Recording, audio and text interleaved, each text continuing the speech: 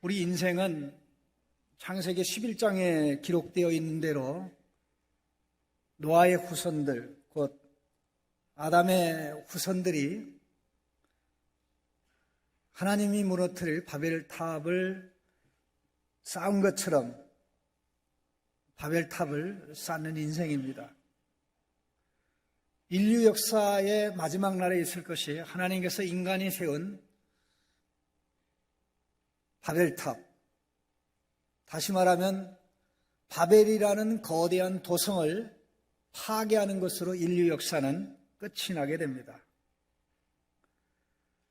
생각이 하나가 되고 마음이 하나가 되고 모든 사람이 하나로 엮여져도 그것이 하나님의 뜻과 말씀에 근거한 것이 아니라면 그 끝은 좋지 않다라는 것을 오늘 본문에서 말씀하고 있습니다. 우리가 살고 있는 세상은 소통이 안 되는 세상입니다. 소통의 단절은 단지 언어의 문제만도 아닙니다. 소통 자체의 문제만도 아닙니다. 근본적 문제는 생산적 대화를 가능하게 하는 공감대가 없는 것이 문제입니다. 인간은 죄로 말미암아 하나님의 말씀을 거부하고 일종의 거짓 하나님, 사이비 신이 되었기 때문에 하나님의 말씀을 듣지 않습니다. 자기가 신이기 때문에 하나님의 말씀을 들을 수가 없는 것입니다. 개인이든 집단이든 더 이상 하나님의 말씀이 기준이 아니고 자기의 느낌과 생각, 자기가 속한 공동체의 목적이 기준이 되기 때문에 그것을 따라 옳고 그름을 판단하고 결정합니다. 생각과 목적을 공유하는 집단이 자기끼리 아무리 소통을 잘하고 놀라울 정도로 화목하고 일치가 돼도 그것은 언제나 변함없이 어디서나 하나님을 대적합니다. 오늘 본문은 이러한 인간이 가지고 있는 불편한 진실을 적나라하게 보여주고 있습니다.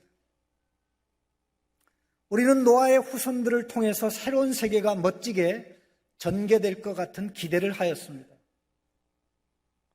노아가 새로운 아담으로 노아의 후손들이 새로운 아담과 같은 역할을 통해서 홍수 이후에 전개되는 세계는 하나님 중심의 세계, 하나님의 이름을 높이면서 하나님이 기쁘신 뜻을 따라 인류의 사명을 이루어가는 생육하고 번성하여 온 땅에 충만한 가운데 하나님 나라의 통치를 이뤄가는 공중의 새, 땅의 짐승, 바다의 고기를 지배하고 다스리는 세계가 될 것을 기대하였습니다. 그러나 창세기 11장의 기록은 그렇지 않았다는 사실을 보여주고 있습니다. 인구는 많아지기 시작했습니다. 방주 안에 들어갔을 때 8명이 들어갔습니다. 방주 안에서 나올 때 8명이 나왔습니다. 그런데 그 이후에 인간이 많아지기 시작했습니다. 특별히 셈의 경우를 보면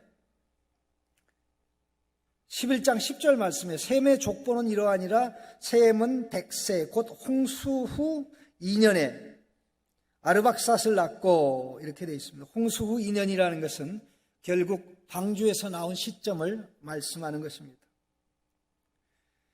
그런데 이 아르박삿은 장남이 아닙니다. 장남이 아니라 셋째입니다.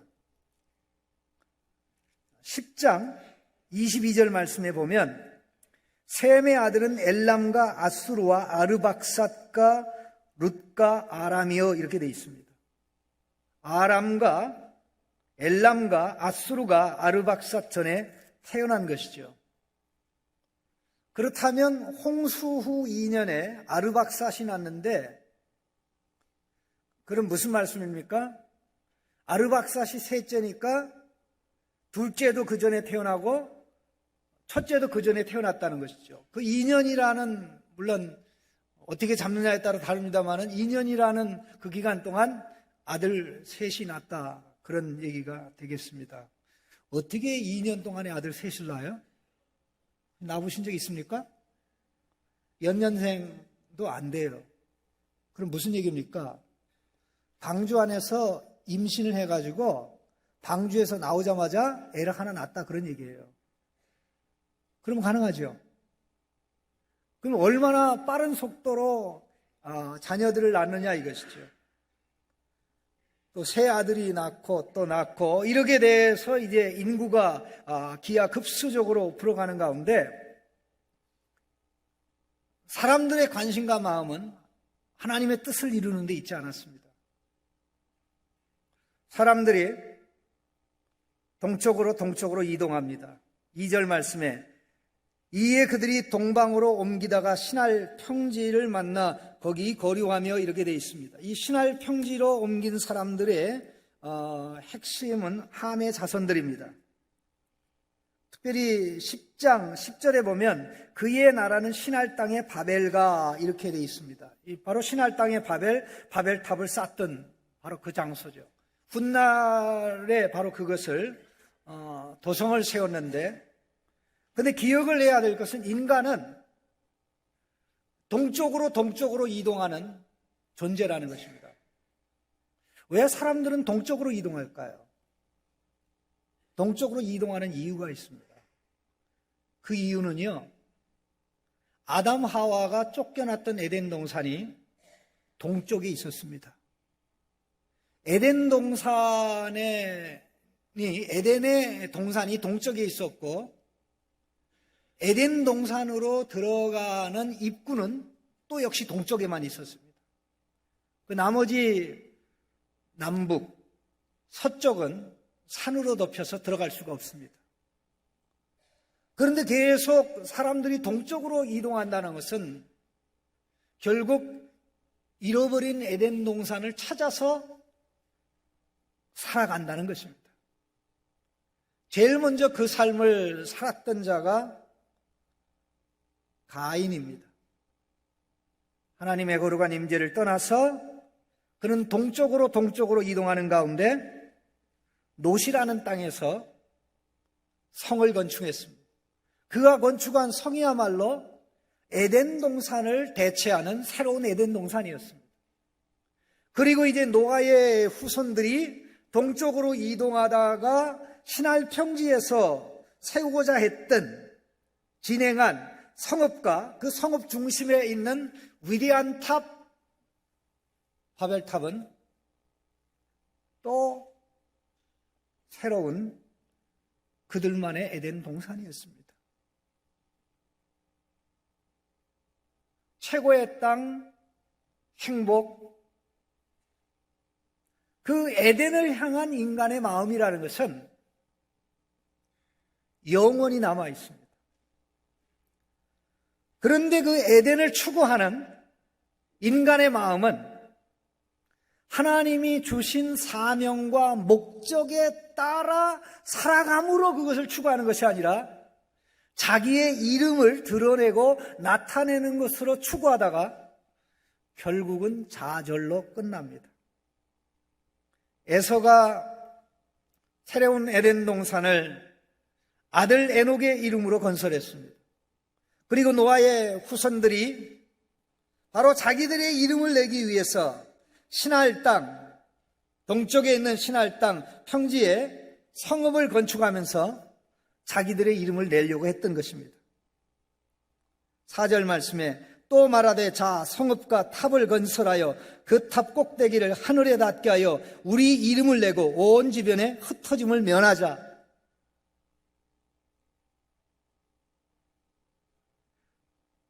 우리 이름을 내고,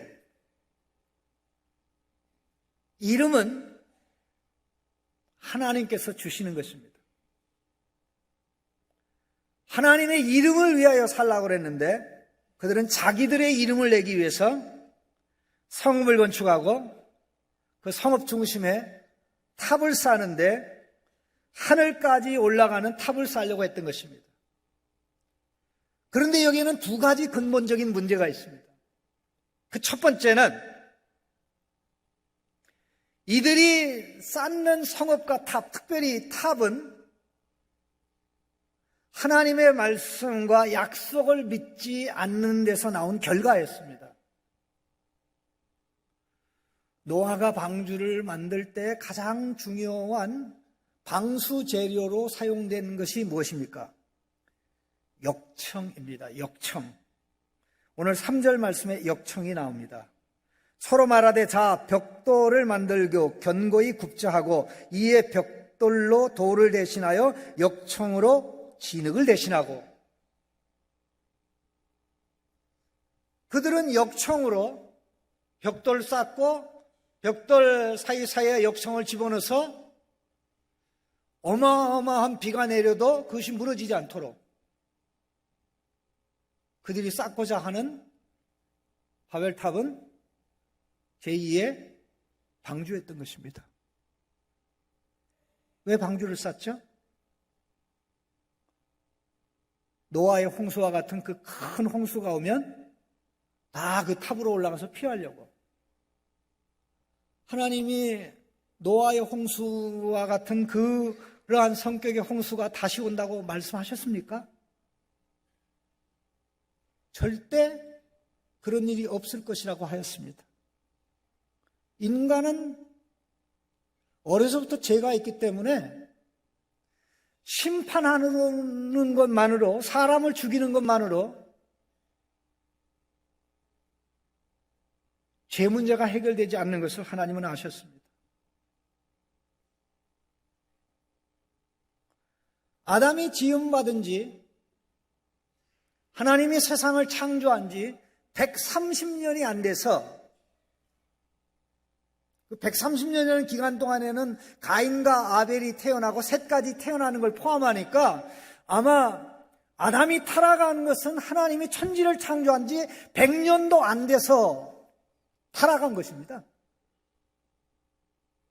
그러면 노아의 후손들이 새로운 세계를 시작하면서 이 시날 땅 평지에서 이제 성읍과 성읍 중심에 바벨탑을 쌓아갔을 때 노아 홍수가 있은 지 몇 년이 되었을까요? 목사님 성경 읽어도 그런 내용 없던데요? 예, 물론 없습니다. 그러나 자세히 읽으면 몇 년 정도 되었는지 정확한 추론이 나옵니다. 저는 우리 성도님들이 그렇게 성경을 자세히 안 읽기 때문에 제가 대신 읽어서 말씀드립니다. 언제 바벨탑이 그들이 쌓고자 하는 이 탑이 무너졌냐면요, 10장 25절에 나옵니다. 10장 25절에 보면 에벨은 두 아들을 낳고 하나의 이름을 벨렉이라 하였으니 그때의 세상이 나뉘었으며, 두 아들을 낳고 하나의 이름은 벨렉이라 하였으니 그때의 세상이 나뉘었으며, 이때 말하는 세상이 나뉘었다는 것은 바벨탑 사건, 언어가 나뉘어져서 사람들이 여러 종족으로 흩어져 온 땅에 퍼지게 된 결정적 사건을 가르칩니다. 그럼 이 에벨이 태어난 시점을 알면 되지 않습니까? 바벨탑이 무너진 다음에 그 기억이 생생한 시점에 이 아들이 났다는 것입니다. 아르박삿, 셀라, 에벨, 그 다음에 벨렉. 그러면 아르박삿은 셈의 셋째 아들입니다. 자, 그럼 보십시오. 셈의 5대가 바로 벨렉이라는 것입니다. 그러면 계산을 해보면 금방 나옵니다. 11장 10절 말씀에 보면 홍수 후 2년에 아르박삿을 낳습니다. 그리고 아르박삿은 35세에 셀라를 낳습니다. 그리고 셀라는 30세에 에벨을 낳습니다. 그리고 에벨은 34세에 벨렉을 낳습니다. 그러면 2 더하기 35 더하기 30 더하기 34 하면 101년이 나옵니다. 노아 홍수 이후 방주에서 나온 지 한 100년 정도쯤 돼서 이 바벨탑을 쌓는 일을 했다는 것입니다. 인간은 시간이 가면 갈수록 멋있는 모습으로 나아갈까요? 안 좋은 모습으로 나아갈까요? 안 좋은 모습으로 나갑니다. 왜 그럴까요? 사람이 나빠서 그럴까요? 죄를 이기지 못해서 그럴까요? 죄를 이기지 못해서 그렇습니다. 죄는 우리가 해결할 수 있는 게 아닙니다. 죄를 대항하여 싸워야 되지만 싸워서 이길 수 있는 능력과 지혜와 전략은 우리에게 없습니다. 하나님의 엄청난 사랑을 받고 엄청난 은혜를 입어서 새로운 세계를 시작하게 되었음에도 불구하고 약 100여 년 정도 가니까 세상이 이렇게 하나가 돼서 하나님을 도전했다는 것이죠. 하나님의 무지개의 언약을 믿지 않고 또 하나님이 주신 사명이 무엇입니까? 생육하고 번성하여 온 땅에 충만하라. 생육하고 번성하여 온 땅에 충만하여 공중의 새, 땅의 짐승, 바다의 고기를 지배하고 다스려라. 하나님의 나라를 이루는 것입니다. 그런데 그들은 그 사명을 망각하고 자기들의 이름을 내고자 도성과 탑을 짓기로 하였던 것입니다. 하나님의 말씀을 안 믿으면, 하나님의 약속을 안 믿으면 우리는 헛되게 삽니다. 머리를 써서 지혜를 동원하고 사람들을 모아서 협력하고 일치돼서 단결이 되어 위대한 단결력을 가지고 뭔가 위대한 것을 이룬다고 할지라도 거기에 하나님의 말씀이 없으면, 그 모인 자들이 하나님의 말씀을 믿지 않고 하나님의 약속을 잊어버린 자들이라면 그 하는 모든 것은 하나님이 기뻐하지 않는 것, 그것밖에 없습니다. 그게 인간의 연약함입니다. 그들은 하나님의 뜻을 거슬렸고 약속을 믿지 않았고 사명을 거슬려 도성을 건축하고자 했습니다. 이름 석자를 위해서, 이름 석자를 위해서. 여기에 보면 우리 이름을 내자라는 이름이라는 단어와 거기라는 단어, 2절에 보면 만나 거기 거류하며 이렇게 돼 있죠. 바로 거기서 이제 바벨탑을 시작하는데 놀라운 사실은 7절 말씀에도 내려가서 거기서, 그 다음에 8절에도 여호와께서 거기서, 그 다음에 9절 말씀에도 그러므로 그 이름을 바벨이라 하니 이는 여호와께서 거기서, 거기서 할 때 거기는 이름이라는 단어하고 발음이 거의 똑같습니다. 셈샴.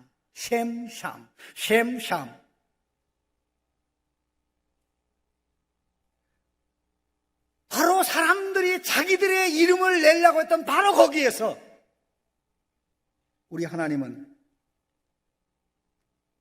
개입하셨습니다. 사람들이 탑을 하늘 꼭대기까지 쌓으려고 하는데 5절 말씀해 보니까 여호와께서 사람들이 건축하는, 여기서 사람들은 아담의 후손들이라는 표현입니다. 사람들이 건축하는 그 성읍과 탑을 보려고 내려오셨더라. 자, 탑이 하늘까지 도달했습니까? 하늘까지 도달했으면 하나님 안 내려오셔도 되잖아요. 네? 하나님이 꼭 내려오셔야 됩니까? 내려오시지 않아도 되죠. 인간의 언어로 하나님의 행동을 표현하다 보니까 이런 표현이 사용된 것입니다. 하나님이 뭐 당황하십니까? 오늘 본문 말씀 6절에 보면 이렇게 되어 있습니다. 여호와께서 이르시되 이 무리가 한 족속이여 언어도 하나이므로 이같이 시작하였으니 이후로는 그 하고자 하는 일을 막을 수 없으리라. 바벨탑에 쌓는 진척이 더 상당 기간 지나가면 하나님도 못 막을까요? 왜 못 막아요? 다 막죠. 인간의 언어를 사용해서 표현하다 보니까 이렇게 표현된 것이고요. 바로 그들이 하는 일의 심각성을 하나님이 어떻게 보셨는지를 말씀하는 것입니다. 하나님이 거기 오셔서 바벨탑을 부수지 않으셨습니다. 당연히 그들이 자기들의 이름을 내고 하나님의 사명을 거스려 거기서 뭉쳐서 살려고 했던 것은 에덴 동산에서 아담 하와가 선악과를 따먹고 하나님의 이름을 내려고 했던 죄같이 심각한 죄인 것만은 틀림이 없습니다. 성격이 비슷한 죄입니다. 근데 하나님 멸하지 않으셨어요. 왜? 그들이 나빠서가 아니라 그들이 죄와 싸워 이길 수 없기 때문에 하나님이 심판한다고 해서 죄 문제가 해결되는 것이 아님을 알고 계셨기 때문에 하나님께서는 그들에게 그들이 구원받을 길을 열어주고자 하나님이 바벨탑을 무너뜨리지 않고 도성을 파괴하지 않고 더 이상 쌓아 올릴 수 없도록 도성도 쌓아 올리지 못하고 탑도 쌓아 올리지 못하도록 조치하셨습니다. 그게 바로 뭡니까? 언어를 혼란하게 한 겁니다. 바벨이라는 뜻이요, 혼란함이라는 confusion이라는 뜻이고요. 이 바벨이라는 단어를 발랄 하면 동사가 되는데, 발랄하면 동사가 되는데 혼란하게 하다라는 뜻입니다. 그들이 도성을 건축할 수 있었던 것은 마음이 하나고 언어가 하나였기 때문입니다. 말을 하면 착착, 연장 가져오라면 가져오라는 연장 탁 가져와요. 벽돌 가져오라면 딱 가져와요. 역청 가져오라면 딱 가져와요. 아, 그거 말고 이거 그럼 딱 가져와요. 그런데 어느 한순간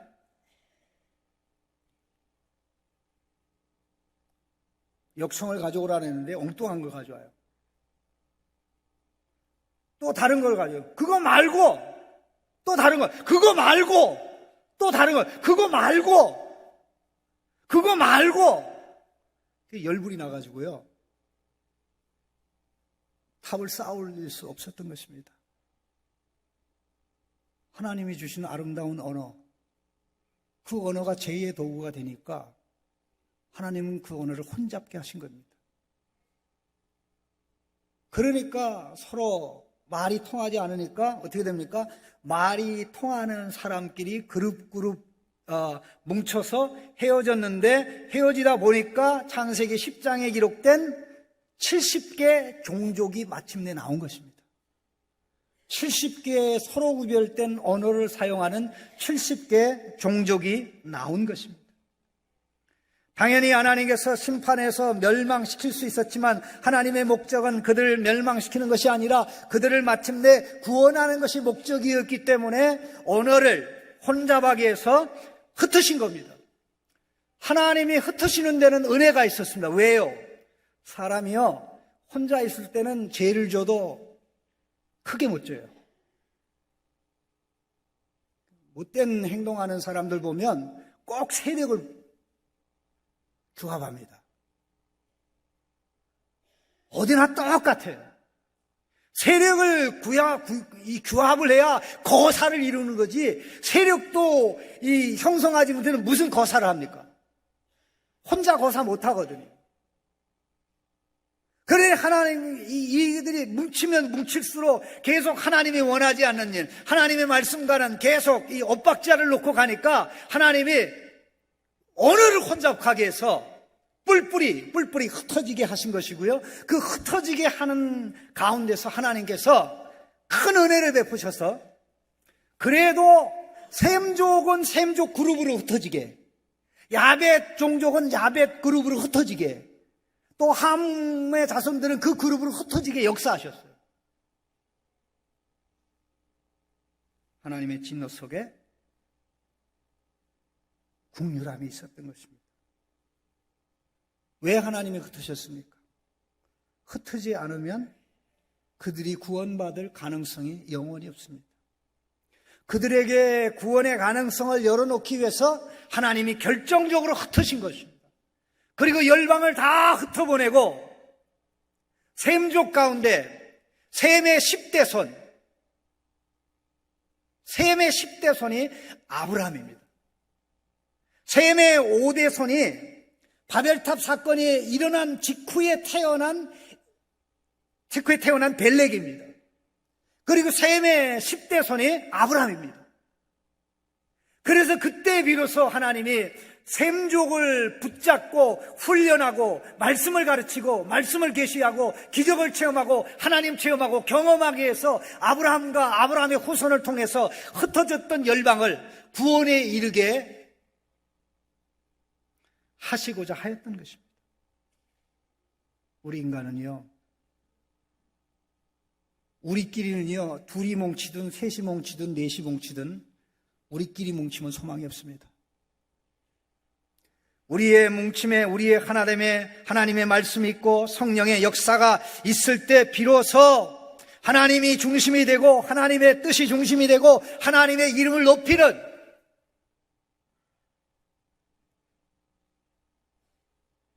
이 족보가, 셈의 족보가 10장 마지막 부분에도 나오고 11장 마지막 부분에도 나옵니다. 10장 21절부터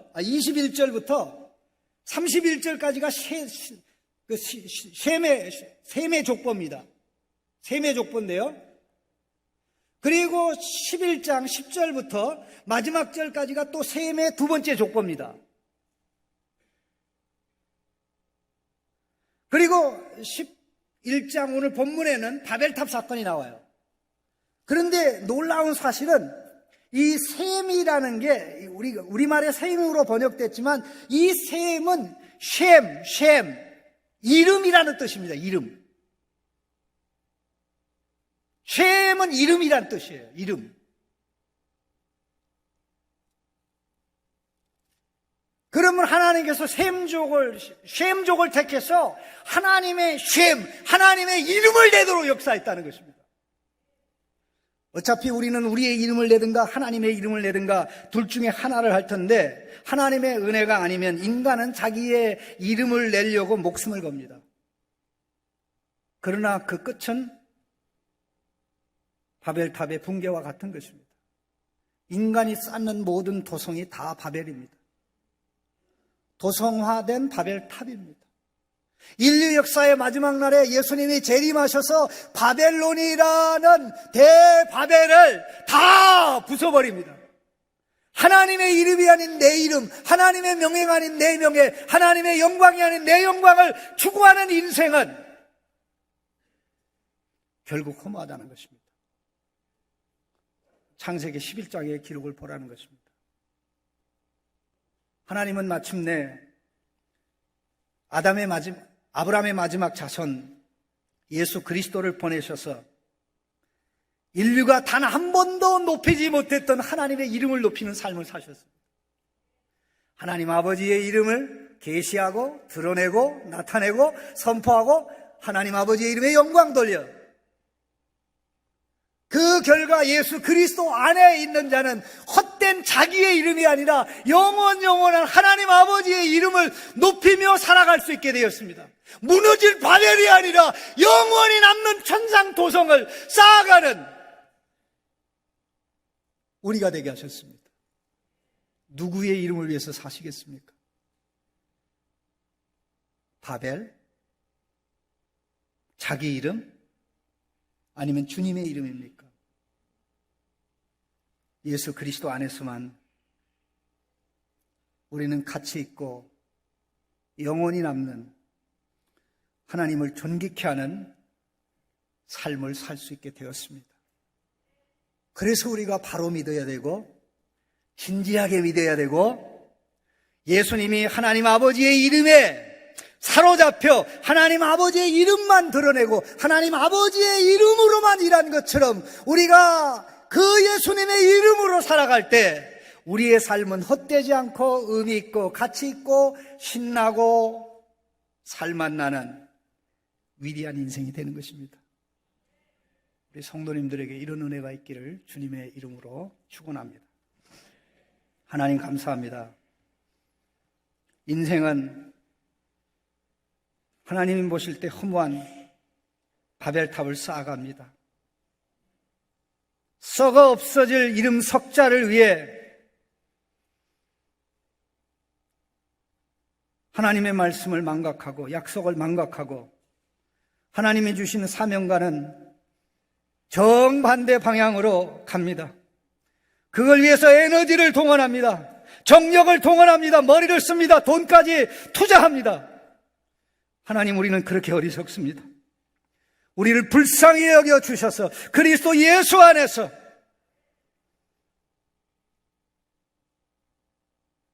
영원한 하나님 아버지의 이름을 높이며 살아갈 수 있는 영원히 남는 존귀한 아들, 딸 되도록 복 내려주시고 우리의 다음 세대를 하나님의 이름을 높이는 세대로 세울 수 있는 은혜를 허락하여 주시옵소서. 예수님의 이름으로 기도하옵나이다.